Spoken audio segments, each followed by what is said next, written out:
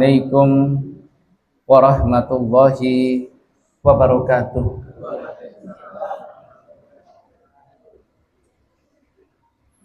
Innal hamdalillah nahmaduhu wa nasta'inuhu wa nastaghfiruh wa na'udzu billahi min shururi anfusina wa min sayyiati a'malina.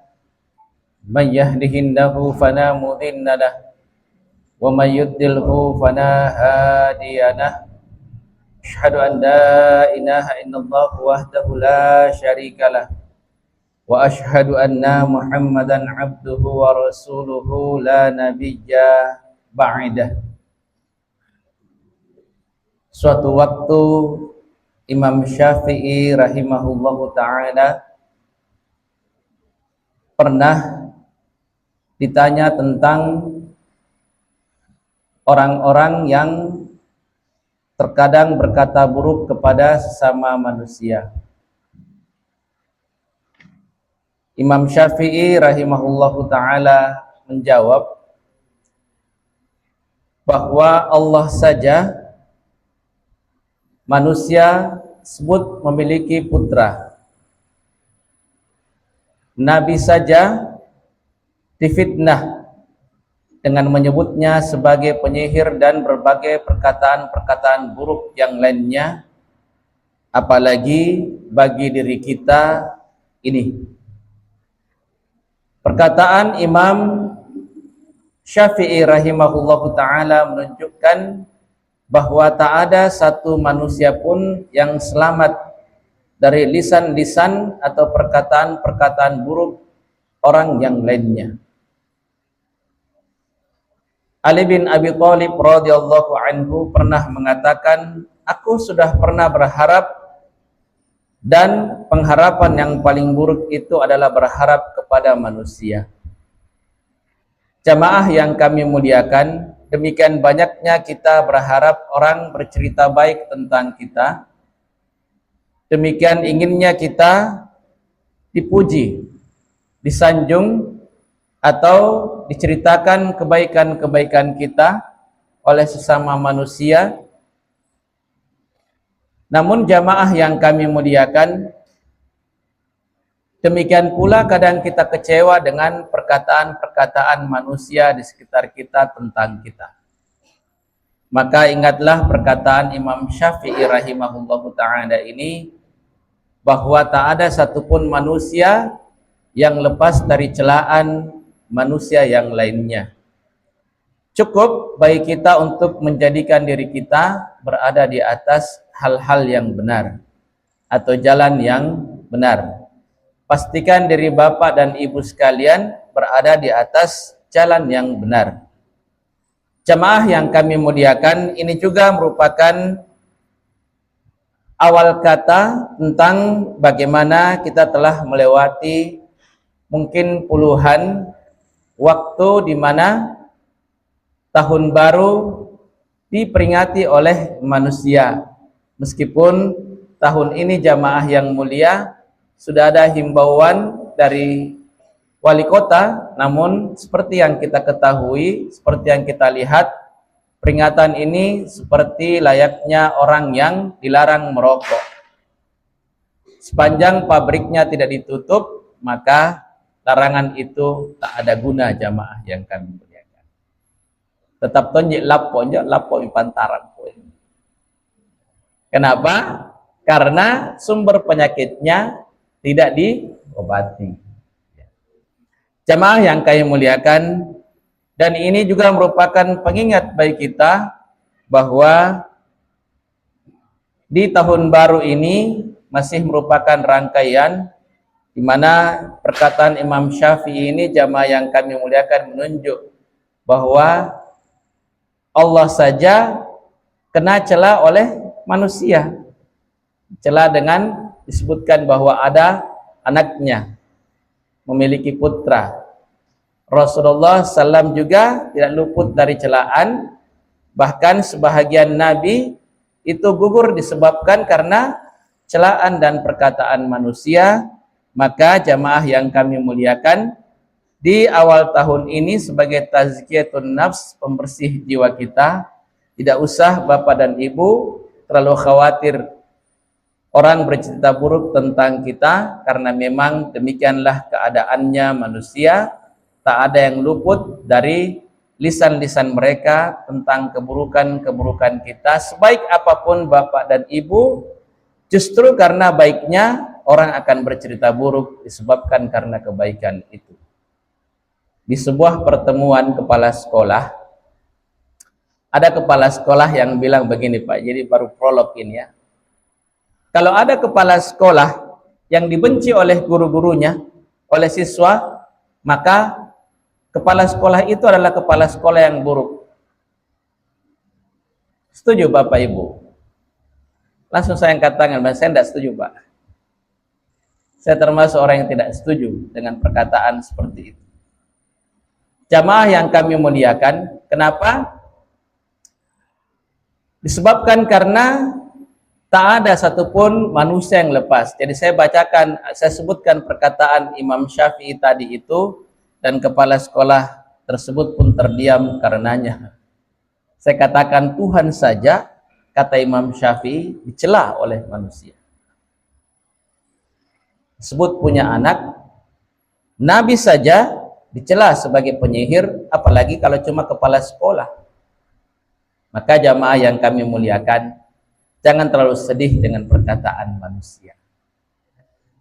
Yang kedua jamaah yang mulia, masih perkataan Imam Syafi'i rahimahullahu ta'ala yang mengatakan, siapa yang tidak mampu menahan letihnya menuntut ilmu, maka ia harus sanggup menahan perihnya kebodohan. Jamaah yang mulia, bahwa kebodohan itu adalah sesuatu yang perih, sesuatu yang pedih di dunia dan di akhirat. Maka berbahagialah kita semua karena kita senantiasa membuka majelis seperti ini dalam rangka untuk menjadikan diri kita terhindar dari kebodohan dan menjadi orang-orang yang senantiasa di atas jalan menuntut ilmu. Jalan para nabi. Nabi itu mewariskan ilmu, tidak mewariskan dinar. Bahkan Rasulullah, Abu Bakar, Umar, Uthman, dan Ali itu tidak punya istana Pak. Tak ada istananya. Pernah kita dengar bahwa Uthman bin Affan yang kaya raya itu punya istana? Tidak ada istananya sampai hari ini. Rasulullah SAW yang pada saat meninggal dunia, itu sudah sekitar 6 atau 7 negeri di bawah kekuasaannya. Beliau tidak punya singgasana, tak punya istana. Umar ibn al-Khattab yang di zamannya timur dan barat itu dikuasai oleh kaum muslimin, beliau ditemukan oleh tentara-tentara Persia, panglima Romawi yang datang untuk menemuinya. Itu tidur di bawah pohon kurma. Jamaah yang kami muliakan, mereka semua adalah orang-orang yang pernah berkuasa dan tidak memiliki singgasana, tak punya istana. Jamaah yang mulia, sehingga sebenarnya umat Islam itu tidak kekurangan teladan. Jika ia berkuasa, maka kekuasaannya jamaah yang kami muliakan tidak akan merugikan satu negeri. Jamaah yang mulia, kemudian pada kesempatan hari ini kami mohon maaf Bapak dan Ibu sekalian, karena sungguh kami ini adalah orang yang lemah, yang fakir atas ilmu. Hanya karena kami diamanahi, maka kami duduk di hadapan Bapak. Kami hanya kembali mengingat perkataan-perkataan ulama bahwa mereka mengatakan terkadang kami duduk di hadapan orang yang lebih pandai dari kami. Kami juga duduk di hadapan orang yang sama pandainya dengan kami. Bahkan terlalu sering kami duduk di hadapan orang yang tidak lebih pandai dari kami. Kami duduk di hadapan orang bukan disebabkan karena lebih pandai, sama pandai, atau tidak lebih pandai. Kami duduk dalam rangka untuk mendapatkan pahala dalam bermajelis. Jamaah yang kami muliakan, sehingga boleh jadi saya ini Pak tidak lebih pandai dari Bapak semua, ya Ibu ya, pasti ada kekurangannya. Maka dari itu dari awal kami sampaikan bahwa konsepnya barangkali Pak kita hanya sama-sama belajar Bu ya, belajar kembali saja. Kemudian jamaah yang kami muliakan, untuk melengkapi perkataan ulama itu, ada perkataan ulama yang lain yang mengatakan qaibul ilmi bil kitabah. Ikatlah ilmu itu dengan tulisan. Maka kami Pak kalau pengajian itu tidak membawakan Bapak kitab, tidak, tapi membawakan Bapak lembaran-lembaran. Berharap bahwa kalau Bapak Ibu pulang masih bisa dilihat. Iya, jangan buang Ibu ya. Jangan dibuang karena dalamnya ada taqofah. Boleh jadi ada ayat Al-Qur'an, ada hadits-hadits Nabi yang mulia, ada perkataan Allah atau kata-kata Allah di dalam lembaran-lembarannya. Jika Bapak dan Ibu tidak ingin menyimpannya, maka boleh memusnahkannya dengan membakarnya atau menanamnya tidak bersama dengan sampah. Itu dua sunnah yang dicontohkan oleh generasi salaf di masa yang lalu. Jadi kalau disebut salaf Pak salaf itu artinya orang-orang dulu Pak ya. Tidak merujuk ke salah satu kelompok yang hari ini biasa kita dengar namanya. Tidak. Jamaah yang kami muliakan, tetapi dia merujuk kepada Rasulullah, merujuk kepada para sahabat, merujuk kepada tabi'in, tabi'ut tabi'in, dan ulama-ulama yang mu'tabar, yang lurus hingga hari ini.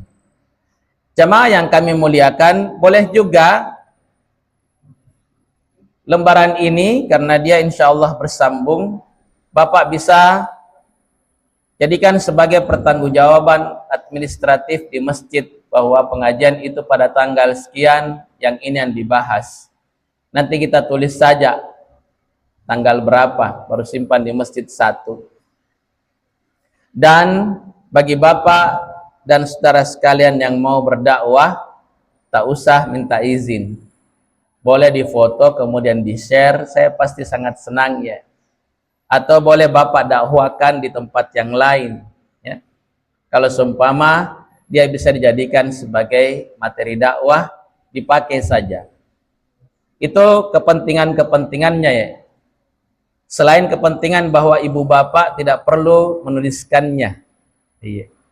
Tidak perlu menuliskannya karena kami menuliskannya, dan juga menjadi bukti bahwa kalau ada yang salah, bapak dan ibu bisa mengkritisinya. Dan kami sangat terbuka untuk itu. Kalau ada yang salah atau dalilnya kurang kuat, tidak mengapa Pak. Bapak sebutkan, ini salah Pak Ustadz diperbaiki, ada dalil lain yang saya dapat seperti ini. Iya, kasih tahu Pak, boleh lewat telepon, boleh lewat WA, boleh bicara langsung, boleh Pak. Kami bukan orang yang akan bertahan dengan kesalahan. Kalau memang lebih kuat dalil tak, saya akan mengucapkan terima kasih banyak dan saya akan pakai dalil itu untuk berdakwah, karena memang kita hanya menginginkan yang terbaik. Jamaah yang kami muliakan, dan kita akan mulai dengan kesalahan-kesalahan ketika wudhu menurut jumhur ulama. Nanti kita akan meningkat ke yang lain-lainnya Pak ya. Minta maaf ini juga karena saya kopikan hanya 20, ternyata banyak Pak yang hadir. Nanti Pak ya, Ibu Di, nanti pada pertemuan yang akan datang kita akan kopikan mungkin sampai 50.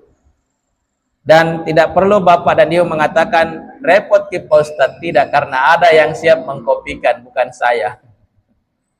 Ada orang yang siap berjihad untuk mengkopikannya, jamaah yang mulia. Jadi jamak yang mengatakan Ustadz Mahdi repot, kasih keluar biaya atau apa saja, tidak perlu dipikirkan begitu Bapak Ibu. Karena ada juga orang yang mengatakan sertakan kami dalam dakwah kita Ustadz dengan mengkopikan. Jamaah yang kami muliakan, cuma saya minta maaf Pak, ini harusnya modelnya ini tulisan legal, tetapi yang memprint kemarin itu nak kasih kecil ki, akhirnya kecil jadinya. Dia bilang minta maaf Pak Ustadz, karena pemberitahuan itu di situ tidak ada tertulis legal atau A4, makanya saya kasih jadi A4 karena kebiasaan itu A4. Maka mudah-mudahan ke depan itu bisa lebih besar Pak ya. Jamaah yang kami muliakan, kenapa kita berbicara tentang kesalahan-kesalahan atau kekeliruan-kekeliruan? Sebagaimana perkataan Hudzaifah bin Yaman radhiyallahu anhu, beliau mengatakan bahwa ketika manusia bertanya tentang amal soleh, maka aku bertanya tentang dosa-dosa pada Rasulullah. Ketika orang bertanya tentang keutamaan, aku bertanya tentang kekeliruan.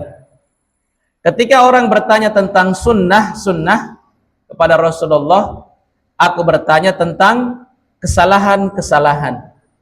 Jangan sampai salah satu dari jari-jariku ini telah melakukan kesalahan dan aku tidak mengetahuinya, bahwa ia kesalahan disebabkan karena aku tidak pernah mempertanyakannya pada Rasulullah. Jadi di masa itu jamaah yang kami muliakan, ketika orang ingin mengetahui tentang kekeliruan atau kesalahan dalam beribadah, maka spesialisnya adalah Hudzaifah bin Yaman radhiyallahu anhu. Dan Hudzaifah juga itu Nabi titipkan padanya banyak rahasia-rahasia. Makanya beliau disebutkan dalam perkataan yang lain sebagai juru rahasia Nabi Shallallahu Alaihi Wasallam. Jamaah yang kami muliakan, di samping itu kesalahan ini dalam rangka untuk menjaga agar ibadah kita menjadi ibadah yang benar karena terbebas dari kekeliruan atau kesalahan.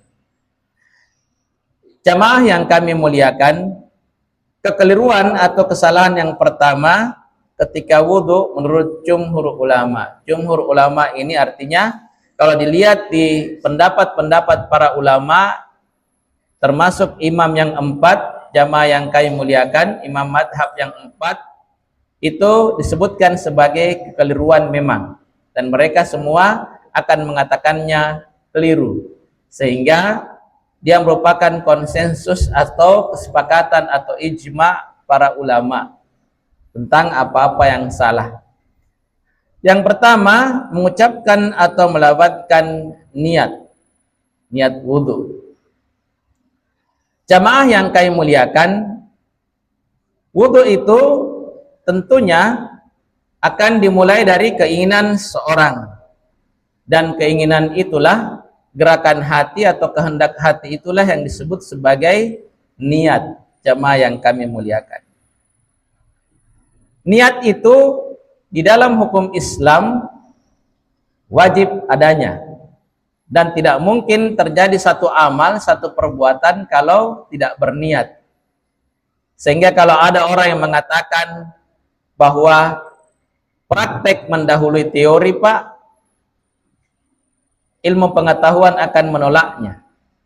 Karena pasti teori akan selalu mendahului praktek. Teori itulah yang merupakan niat, yang bergerak di hati-hati kita, ya, yang menelusuri ruang-ruang di pikiran kita, keinginan, kemauan, kehendak kita, gerak hati kita, itulah niat.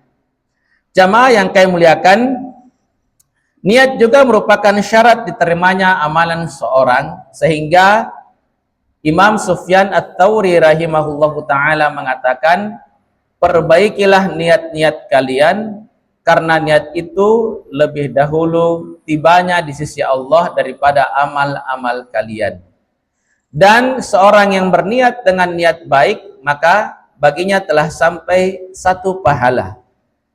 Demikian mulianya niat karena ia akan mengalahkan amal kita. Bahkan niat itu adalah sebentuk amalan mulia mendahului amal-amal solih yang lainnya. Termasuk syarat diterimanya taharah atau bersuci dan yang selainnya. Nabi Shallallahu Alaihi Wasallam seperti kita ketahui dalam hadits yang biasa kita dengar, beliau bersabda, innamal a'malu binniyati wa innama likulli imri'in ma nawa. Sesungguhnya setiap amalan itu tergantung pada niatnya. Setiap orang akan mendapatkan apa yang ia niatkan. Haditsnya diriwayatkan oleh Imam Bukhari di nomor hadits nomor 1 dan Imam Muslim pada nomor hadits 1907. Kami juga jamaah yang kami muliakan menuliskan nomor haditsnya sebagai tanda bahwa memang kita melakukan kajian, Pak. Kajian itu begitu modelnya. Dia harus punya alas dasar. Sehingga ketika Bapak ditanya, di mana didapat itu? Di kitabnya Bukhari pada nomor 1, di kitabnya Muslim pada nomor 1907. Kami carikan nomornya. Kalau kami tidak tahu itu, kami tanya beberapa ustadz, nomor berapa itu ustadz? Kadang-kadang juga itu saat saya tanya Ustadz Sudirman, nomor berapa itu ustadz? Dia bilang, cari maki dulu. Sibuk Pato, cari maki dulu. Sebentar itu kemudian dia kirimkan nomornya, Pak, nomor sekian di kitab ini. Dia bilang, kenapa kamu mesti pakai nomor-nomor? Saya bilang, supaya orang-orang itu mengetahui dengan pasti nomornya di nomor berapa. Supaya dia memenuhi juga unsur kajian. Kajian itu selalu dikaitkan dengan perkara ilmiah, hal-hal yang ilmiah. Seperti itu, makanya tuliskan nomornya. Kalau saya belum tuliskan nomornya, Pak, berarti belum sempat saya dapat di nomor berapa itu. Jamaah yang kami muliakan, niat secara bahasa berarti al-qasdu atau keinginan. Sedangkan niat secara istilah syar'i yang dimaksud adalah berazam atau bertekad mengerjakan suatu ibadah ikhlas karena Allah. Jamaah yang kami muliakan, ini pengertian sederhana dari niat. Tetapi tidak ditemukan satupun dalil yang menunjuk apakah itu di hadits yang sahih, hadits yang hasan, bahkan sekelas hadits dhaif pun tidak ditemukan. Jamaah yang kami muliakan, Nabi mengajarkan bahwa niat itu dilafadzkan sampai dibuatkan kalimat padanya. Namun sekiranya pun jamaah yang mulia dibuatkan kalimat, maka kalimat itu tidak boleh terucap dari bibir, dari lisan. Kapan dia katakan begini, Pak? Usolli sunnatal wudu. Ya, atau nawaitul wudu. Bukan usolli, Pak, ya. Kalau usolli itu salat alhamdulillah. Saya kira bapak-bapak semua tidak sadar, maka saya sebut usolli. Padahal sebenarnya nawaitul wudu. Ternyata Ustadz Sulaiman sadar bahwa salah yang disebut Ustadz di atas. Jadi hati-hati, Pak. Saya tuh kadang-kadang menyebut sesuatu yang salah. Kalau Bapak biarkan, oh berarti Bapak mungkin belum pernah mendengarnya. Maka saya akan kembali memperbaikinya. Jadi kalau diajarkan selama ini di sekolah, karena sudah jamak di negeri kita seperti itu, Pak, siswa saya biasa bertanya itu. Karena saya mengajar di SMA, dia bertanya, diajari mulai TK begitu, Pak. TK, SD, SMP, SMA, sampai sekarang, kalau saya mengajar di kelas 3, guru di kelas 1 ajarkan begitu. Nawaitul wudu'a li rafil hadatil dan seterusnya. Maka saya katakan, silakan saja nak kalau mau dibaca, tetapi di dalam hati. Karena niat itu di dalam hati. Seandainya pun ingin seperti itu. Namun sebenarnya yang paling sahih, paling lurus, paling rajih, yaitu asal kita sudah berkeinginan, itulah niat. Alangkah repotnya kalau semua harus dibahasakan, Pak. Mau masuk WC saja harus dibahasakan. Mau makan saja harus dibahasakan. Kalau memang harus seperti itu, jamaah yang kami muliakan, para ulama di masa yang lalu kalau diambil positifnya saja, pastinya mereka membuat hal tersebut dalam satu tulisan yang kami baca dari para ulama, bahwa itu bermula dari pertanyaan-pertanyaan jamaah. Kadang mereka merasa tidak sah kalau hanya sekedar berniat begitu saja. Akhirnya para ulama di masa yang lalu ada yang membahasakannya supaya mereka merasa lebih resmi, lebih sah. Karena biasa orang bertanya, kalau tidak ada apa-apa dibaca, sah gitu. Padahal sah Pak, karena Nabi tidak baca apa-apa. Akhirnya ulama di masa yang lalu ada yang menuliskan nawaitul wudu al-rafil. Jikapun sekarang ingin kita ikuti itu, maka salah satu yang bisa kita lakukan ialah mengajarkannya kepada orang untuk tidak melafazkannya di bibir. Karena melafazkan itu bukan perkara niat. Niat itu letaknya di hati. Dan kita semua jamaah yang kami muliakan pastinya tahu dari dulu, apalagi kalau kita di Muhammadiyah Pak, bahwa niat itu tak ada bentuknya. Imam Ibnu Abil Iz Al-Hanafi mengatakan tidak ada seorang imam pun, baik itu Asy-Syafi'i atau yang selain beliau, yang mensyaratkan pelafalan niat. Kenapa disebutkan Imam Syafi'i di sini, Pak? Sebenarnya banyak pendapat ulama. Tetapi karena kita orang Indonesia ini, madhabnya itu kebanyakannya madhab Syafi'i. Dan ada orang juga yang mengatakan Imam Syafi'i ajarkan begitu. Sementara ketika dicari di kitabnya, di kitab Al-Um dan kitab-kitabnya yang lain, tak satu pun dari perkataan Imam Syafi'i yang mengajarkan tentang lafaz niat itu, tidak ada. Maka kita kutipkan salah satu pengikut Imam Syafi'i yang merupakan ulama di masa itu, yaitu Imam Ibnu Abil Iz Al-Hanafi. Beliau mengatakan tidak ada seorang imam pun, baik itu Asy-Syafi'i atau selain beliau, yang mensyaratkan pelafalan niat. Tidak ada. Artinya niat itu di dalam hati saja. Niat itu tempatnya di hati berdasarkan kesepakatan ulama. Bisa dilihat di dalam kitab Majmu' Al-Fatawa jilid 18 di halaman 262. Juga ditemukan dalam kitab Al-Ittiba' halaman 62, dinukil dari Al-Qaulul Mubin fi Akhta'il Musallin halaman 91. Artinya jamaah yang kami muliakan, apa yang kita sebutkan ini Pak didasarkan pada perkataan-perkataan ulama atau dalil-dalil yang ada. Seperti itu. Jamaah yang kami muliakan, sehingga memang perlu ditulis.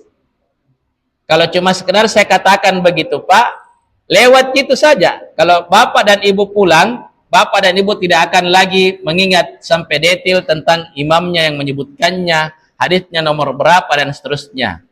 Tapi dengan adanya kertas jamaah yang kami muliakan, maka semoga ini membantu ingatan kita semua. Kertas ini yang mengajarkannya kepada kami dulu waktu kuliah itu Ustadz Rudin Emang. Waktu mengajari kami di sebuah kuliah, dia bilang, kalau jadi penceramah nanti ananda sekalian tidak usah yang terlalu istimewa yang dibahas. Hal-hal dasar saja, tetapi tuliskan orang dengan baik, selengkap-lengkapnya. Dan tak mengapa kalau ada orang yang mengatakan kepadamu, itu Ustadz Mahdi tidak ahli itu, karena kuasai materi, karena tulis ki. Tak usah dengarkan perkataan orang itu, karena tidak ada satupun manusia yang selamat dari celaan manusia yang lain. Itu perkataan Ustadz Rudin Emang kepada kami dulu waktu mengajari kami di IAIN. Yang saya ingat sekali itu Pak. Sehingga pada saat beliau meninggal, beliau gugur, malamnya saya datang dan memandangi wajah beliau, memandangi wajah dosen saya itu sebelum esoknya dikebumikan. Jatuh Pak ya di atas di masjid depannya kantor gubernur. Baitur Rahman, Pak ya. Jamaah yang kami muliakan, ini kekeliruan yang pertama ya. Jadi niat itu hanya di hati saja, kemudian tidak ada bentuknya. Tapi kalaupun akhirnya ada bentuknya, maka bentuk konsensusnya atau toleransinya, suruh orang tersebut untuk mengucapkan atau melafadzkannya di hati. Semoga apa yang kita berikan kepada mereka atau arahkan kepada mereka itu semoga benar di sisi Allah Subhanahu wa taala. Dirubah kembali, Pak, bahwa sebut kami di hatimu meskipun mengatakan usolli fardha atau nawaitul wudu. Ya, nawaitus shauma ghadin dan seterusnya. Ini hampir masuk Ramadan, Pak ya. Yang kedua jamaah yang kami muliakan, tidak membaca doa atau bacaan sebelum dan sesudah wudu. Kalau kemarin itu Pak, sudah pernah kami sampaikan kertas begini, tapi 9 atau 8 itu ceramah subuh saya di sini kayaknya. Jadi Pak Imam Di, singkat-singkat saja. Kalau ini pembahasan agak panjang-panjangnya. Jamaah yang kami muliakan, membaca bacaan sebelum wudu itu sederhana saja. Dari Abu Hurairah radhiyallahu anhu, Rasulullah sallallahu alaihi wasallam bersabda, la salata liman la wudu'a laku wa la wudu'a liman lam yadhkurismallahi ta'ala alaihi. Tidak ada salat bagi orang yang tidak berwudu atau yang tidak ada wudu. Tidak ada wudu bagi orang yang tidak membaca bismillah di dalamnya. Sebenarnya bukan bismillah, Pak. Yadhkurusmallah, yaitu menyebut lafaz Allah. Oleh para ulama diterjemahkan dengan mengucapkan bismillah, dengan nama Allah. Karena itu yang paling banyak diputuskan oleh para ulama, dan itu yang diajarkan dalam ketetapan-ketetapan hadits Nabi mengucapkan bismillah. Hadits ini diriwayatkan oleh Imam Abu Daud pada nomor hadits 101, Imam Ibnu Majah 399. Pakar hadits Al-Hafidz Abu Thahir mengatakan hadits ini hasan. Jamaah yang kami muliakan, namun kesepakatan para ulama yang banyak itu menyebabkan hadits ini naik derajatnya menjadi hadits yang sahih. Jadi dulu itu Pak, ada hadits yang hasan ji. Tapi hari ini dia berubah menjadi hadits yang sahih. Disebabkan karena para ulama kembali berkumpul dan akhirnya memutuskan bahwa hadits itu adalah hadits yang sahih. Salah satu contohnya yaitu hadits memandang tempat sujud. Diriwayatkan oleh Imam Al-Baihaqi dan Imam Al-Hakim. Namun setelah para ulama melakukan ijma, ulama dunia Pak ya, termasuk ulama di Lajnah Daimah wal Ifta Al-Ilmiyah lil Buhud Kerajaan Saudi Arabia, maka haditsnya menjadi hadits yang sahih, dan itu dipimpin oleh Syekh Abdul Aziz bin Baz. Jadi di arah timur itu Pak, yang biasa menjadi rujukan hari ini orang-orang yang belajar dari Timur Tengah, dari Arab itu Syekh Abdul Aziz bin Baz. Kalau di arah Eropa itu Syekh Nasiruddin Albani. Namun tidak mengapa juga kita memakainya sambil melihat bagaimana petunjuknya di Himpunan Putusan Tarjih Muhammadiyah, dan itu sama saja. Jamaah yang kami muliakan, kita lanjut jamaah yang mulia. Sebagaimana disebutkan dalam berbagai pendapat para imam, termasuk oleh Syekh Abdullah Al-Fauzan, pendapat yang menyatakan hukum membaca bismillah saat wudu adalah sunnah. Itulah yang lebih kuat insya Allah. Namun sunnahnya itu begitu ditekankan, jangan sampai ditinggalkan dengan sengaja. Minhah Al-Allam jilid 1 halaman 224. Jadi memang lengkap anunya Pak ya, di mana diambil. Supaya nanti dan memang menjadi kajian ilmiah karena disebutkan sebagai kajian. Bapak bisa membawakannya di dunia pendidikan di mana-mana bisa karena ada dalilnya, ya. Itu bacaan kalau mau berwudu ibu bapak. Dari sederhana sekali saja, bismillah. Selesai. Bukan pula bismillahirrahmanirrahim ya. Bismillah saja, bismillah. Cuma kalau ada yang bertanya, bagaimana kalau saya ucapkan bismillahirrahmanirrahim, dalam pendapat yang lain juga tetap boleh, Pak, ya. Apalagi bagi orang yang tidak pernah ikut kajian, dia mau mengucapkan Bismillahirrahmanirrahim dengan pendapatnya bahwa segala sesuatu itu diucapkan diawali dengan Bismillahirrahmanirrahim, tidak mengapa. Ya, tidak mengapa. Namun yang paling rajih ialah Bismillah. Sementara jamaah yang kami muliakan, doa sudah wudhu kita semua sudah hafal. Kita sebutkan sampai 3 di hadits kita ini. Yang pertama dari Umar bin Khattab radhiyallahu anhu atau radhiyallahu anhuma, karena dia dan anaknya sama-sama sahabat. Jadi kalau disebutkan radhiyallahu anhu berarti ia sendiri. Kalau radhiyallahu anhuma boleh jadi kakeknya, bapaknya, anaknya, semua sahabat Nabi, bertemu dengan Nabi sallallahu alaihi wasallam. Rasulullah SAW bersabda, "Ma minkum min ahadin yatawadda fayusbighul wudu'a thumma yaqul asyhadu an la ilaha illallah wahdahu la syarikalah wa anna Muhammadan abdullahi wa rasuluh." Abduhu wa rasuluh semuanya situ Pak ya.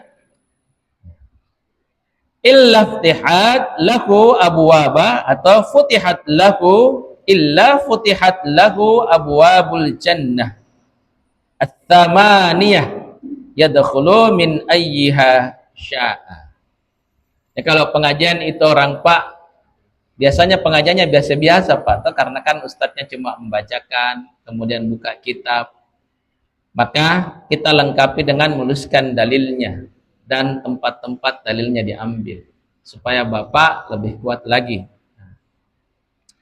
Tidaklah salah seorang di antara kalian, kata Rasulullah, berwudu dan menyempurnakan wudunya, kemudian mengucapkan asyhadu an la ilaha illallah wahdahu la syarikalah wa asyhadu anna Muhammadan abduhu wa rasuluh, sampai di situ titik. Yang terjemahnya, aku bersaksi bahwa tidak ada sesembahan yang berhak disembah selain Allah semata. Tidak ada sekutu baginya, dan aku bersaksi bahwa Muhammad adalah hamba dan utusan Allah. Jadi kita ini Pak, kalau ditanyakan, kalau kita bersyahadat berapa kali sehari? Iya, bisa 5 kali, paling kurang 5 kali, bahkan lebih, asal Bapak mau berwudu. Karena ada sekitar 12 kalau saya tidak salah Pak, kalau bukan 15 tempat di mana seorang itu berwudu. Iya. Jadi jangan sampai Bapak dan Ibu katakan berwudu itu tempatnya hanya 1 atau 2. Ternyata dalam hadits-hadits itu sampai 12. Ada yang menulis sampai 15. Jamaah yang kami muliakan, ya. Dan itu dilengkapi dengan hadits-hadits. Itu ada tulisannya di rumah, jamaah yang mulia. Nanti kita akan sebutkan. Jamaah yang kami muliakan,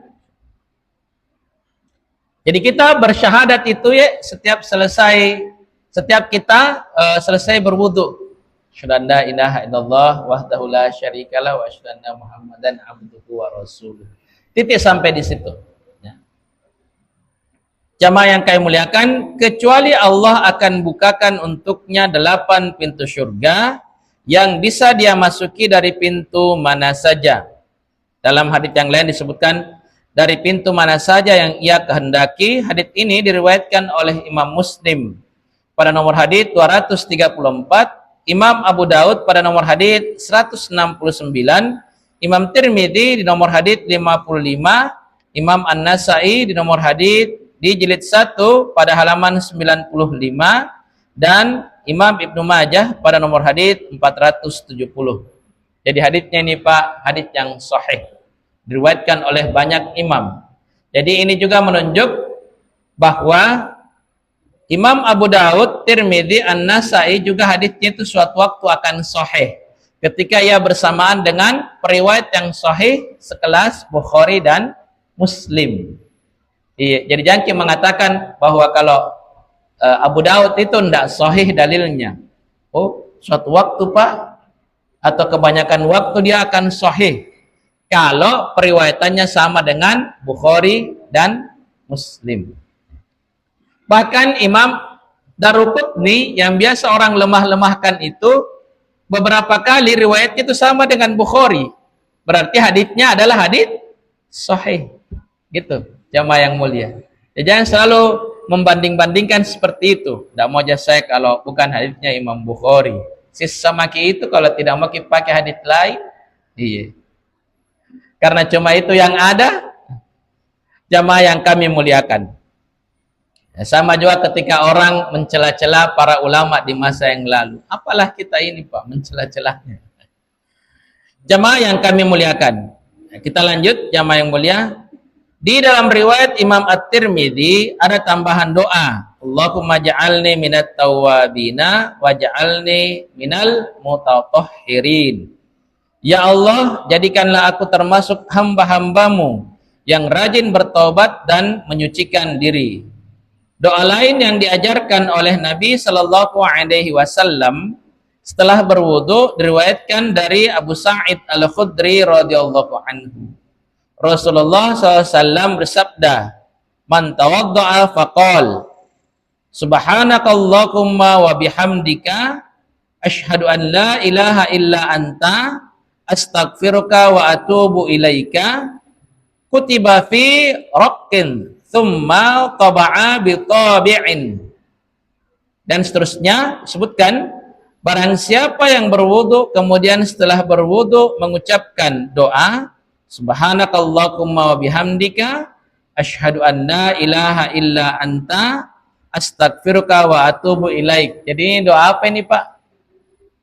Doa kafaratul majelis. Ternyata dia juga doa sesudah wudhu. Tidak pernah barangkali kita baca ini kalau sudah wudhu Pak Di.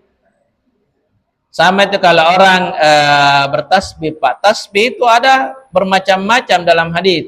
Ada yang subhanallah walhamdulillah wallahu akbar 33 kali. Ditambah la ilaha illallah wahdahu la syarikalah. Ada yang subhanallah subhanallah 33, alhamdulillah alhamdulillah 33, Allahu akbar Allahu 33. Ada juga jamaah yang kami muliakan yang subhanallah subhanallah 25 kali, alhamdulillah 25 kali, Allahu akbar 25 kali, la ilaha illallah 25 kali. Iya. Barangkali kalau tidak pernah kita lakukan itu ya disebabkan karena kita tidak pernah lihat dalilnya, atau sudah pernah barangkali kalau masjid ini sudah biasa Pak ya, karena biasa saya dengar masjid ini lakukan ta'lim. Kita lanjut jamaah yang kami muliakan. Terjemahnya, Maha suci Engkau ya Allah, segala puji untukmu, tidak ada sesembahan yang berhak disembah selain Engkau. Aku memohon ampun dan bertobat kepadamu.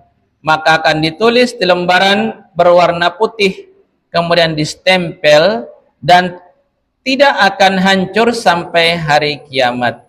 Haditsnya diriwayatkan oleh Imam An-Nasai dalam kitab Amal Yaum wal Lailah di nomor hadits 30. Dinilai sahih oleh Syekh Albani dalam As-Sahihul Jami' pada nomor hadits atau hadits nomor 6046. Jadi kan biasa kalau kita sudah berwudu itu Ibu, yang banyak kita baca asyhadu anna ilaha illallah wahdahu la syarikalah wa asyhadu anna muhammadan abduhu wa rasuluh. Allahumma ja'alni minat tawwabina wa ja'alni minal mutatahhirina wa ja'alni min ibadikas sholihin. Itu hadits riwayat Abu Daud itu jamaah yang kami muliakan. Berarti kalau Ibu baca itu, Ibu sudah baca dua doa sekaligus. Bukan satu ya. Karena ternyata dalam hadis sahih disebutkan asyhadu an la ilaha illallah wahdahu la syarikalah wa asyhadu anna muhammadan abduhu wa rasuluh, itu satu doa. Sama itu kalau doa iftitah, Allahu akbar kabira walhamdulillah katsira wa subhanallahi bukrata wa asila, itu satu doa. Kalau Ibu Bapak sambung wajjahtu wajhiya lilladzi fataras samawati wal, itu sudah dua doa itu ya. Dan itu boleh saja tanda bahwa Bapak dan Ibu boleh membaca dua atau tiga doa sekaligus dalam satu amalan, dan itu akan memperbanyak pahala kita di sisi Allah. Sama kalau Bapak sudah mendengarkan adzan, biasa yang dibaca cuma Allahumma rabb hadhihi da'wati tammah wassalatil qa'imah dan seterusnya. Padahal ada doa yang menggugurkan dosa. Asyhadu an la ilaha illallah wahdahu la syarikalah wa asyhadu anna muhammadan abduhu wa rasuluh raditu billahi rabba bi muhammadir rasulah bil islami dina ghufira lahu dzambuhu muttafaqun alaih Bukhari Muslim, akan diampunkan dosanya.